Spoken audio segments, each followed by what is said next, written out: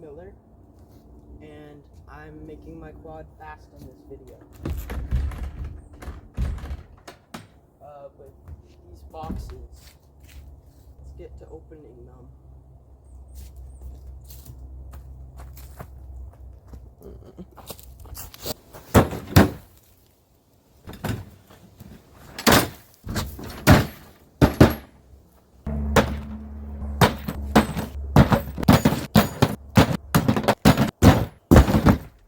Let's start with some of the steering components.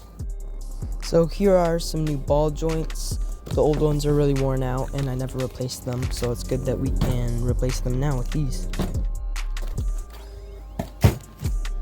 Next up we have tie rods and tie rod ends. This quad's old tie rods were bent and worn out, so these are some brand new ones that will get this steering a lot less janky. Alright, next up we have some Klotz Tail 300. I already have another bottle of this. It's mixed up in the gas tank right now of my quad, but this stuff's really sweet, great stuff. Next up, we have an hour meter. It's gonna tell us how many hours are on this engine. It just wraps around the spark plug wire and tells us. Now we have a niche sprocket, which I'm not super happy about, but it has like a cheap chain on it anyway, so yeah. Now onto our upgrades. They're from RCR, Ritter Cycle Racing. Rick Ritter is a super nice guy. He's really helpful. I'm really happy about this stuff. Alright, so we got a block off kit. So this comes with the new throttle cable, an air filter, a uni air filters. They're great, similar to Canon. Finally, we have our clutch spring. This is higher engagement, so it's going to keep our RPMs higher. We have jets and an oil block off kit. It's just with this thing that goes over the little bung, some hardware, the actual thing that goes in there, stickers. Yeah, I'm pretty pumped about this stuff.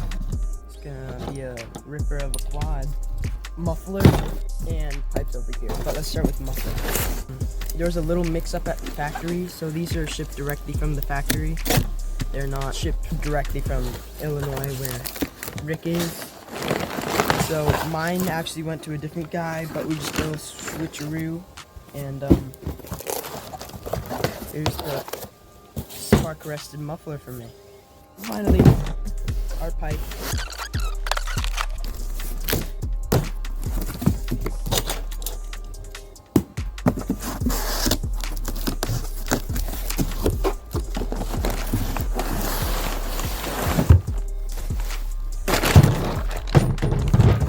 Comparing it to stock, it's quite a difference. I spent my freaking life savings on this kit, so it better make my quad awesome.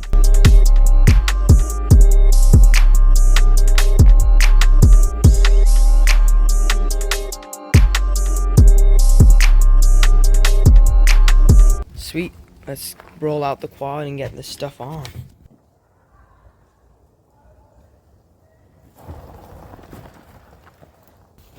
Alright, the first thing we're going to do is the airbox mods. I put up the instructions on the screen for you to see.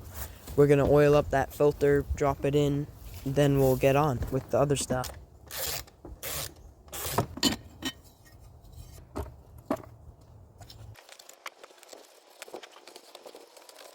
So the next thing I'm going to do is cut off the restrictive bit on the top part of the airbox. I do want to stress out a lot that I always care about my safety a lot. Oh my god, why am I using an angle grinder?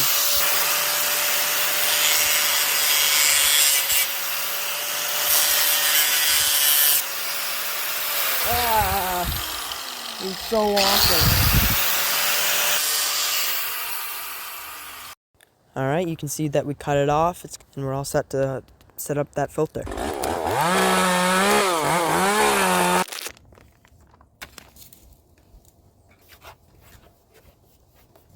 Alright, now it's time to oil up that filter.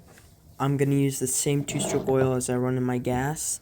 And just pour a little bit into a cup, take off the foam, and let it soak for a little bit. Then wring it out with your hands, and then pat it down with a towel and put it back together, and you're all set. So, shabam.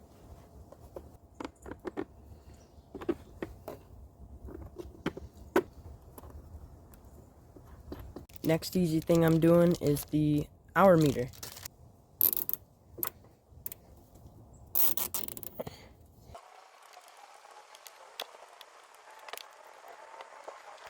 Sweet, let's swap out the sprocket.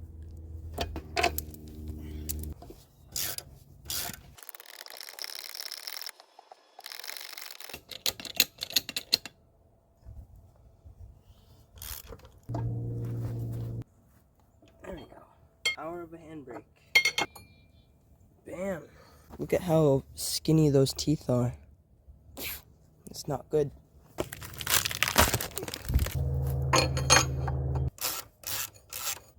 I'm also doing the little sprocket too, because that one's pretty worn.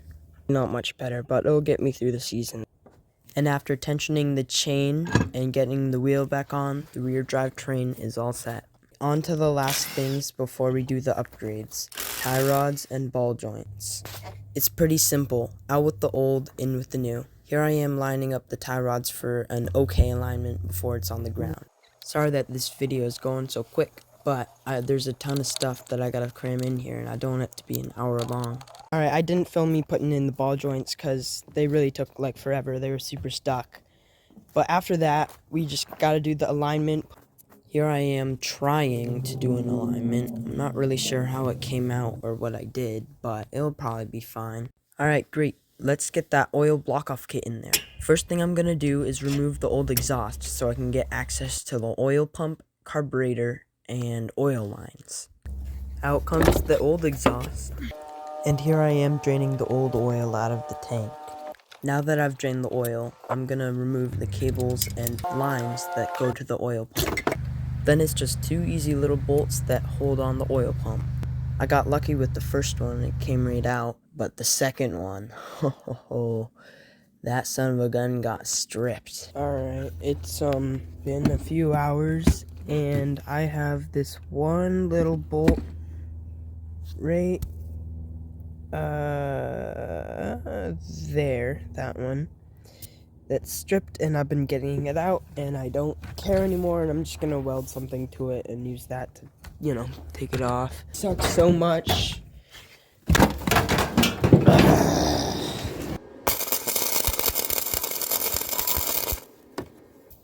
Frick. Yeah, but it cracked loose. Good.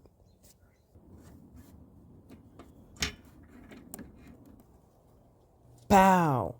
Boom! Bang! Bang! This video is getting long, so I'm just gonna say that I installed the new throttle cable and got rid of the old oil tank. And in goes the pipe. Here's what it sounds like without a muffler.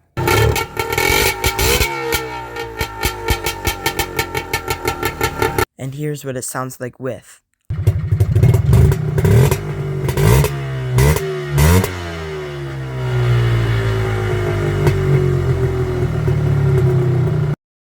And here's what it sounds like stock.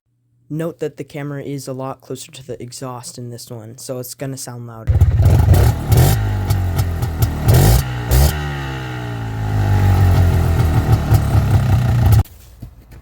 I'd say we have a pretty good improvement in sound and power. There is one more thing we need to do. Alright, see right here? Yeah, right there. I gotta get some hardware to hold that in place. And the final thing, which is our clutch spring. I have the highest engagement one, which is an orange spring. It engages at 3,500 RPM, which is around 1,000 RPM higher than stock. This will allow me to do wheelies and other cool stuff. All I have to do is pop off the CVT cover and that plate that's on the primary clutch. I already removed the 6 small bolts, and all I have to do is remove this big middle one. Off comes that cover. The stiffness in this orange spring is crazy compared to the blue one. This one's a lot harder to compress than this one, so that keeps the RPM higher. After having a time getting the clutch cover back on, I torqued everything to spec, and got the CVT cover on. Now I'm going to plop in a 165 main jet, and then we can hit the trails. Here I am on the trails. I don't know why, but between this footage and the last footage, somehow I got the stock spring back in there. It's been like a few months in between these two videos. But just note, this is going to be a lot slower than if I had had the correct spring in there, which I have already driven it off camera with the correct spring, and it is 100% much faster than in the video. So just keep that in your mind as you watch this.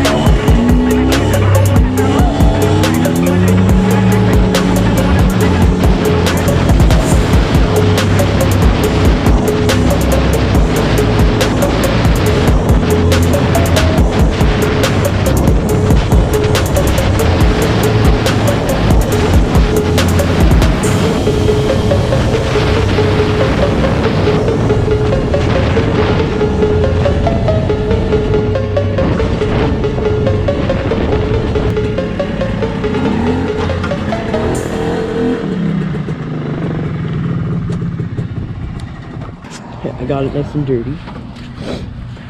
It's running lean, I believe. Sorry I didn't get a ton of footage. It's just a cold day. It's like 30 degrees, and you know, with the wind chill at 50, it's a little bit worse. But it's running alright for what it is. Yeah, thanks for watching, guys. I put a lot of work into the video. like an abnormal amount of work. So thanks for watching, thanks for your time. Hope this helped educate you with the RCR stage 1 kit. I don't have mine jetted totally properly. Like I said, it's a bit lean. But other than that, it's running super awesome. You can see it's a lot faster than stock, and I have the stock spring in there, so it's not even the power band. You know, the stock spring, so I can get it up to like, you know, 50s easier. It totally had more in it, but obviously the trails aren't the best to be riding 50 at. So, you know, that's it for today. Thanks for watching. Bye.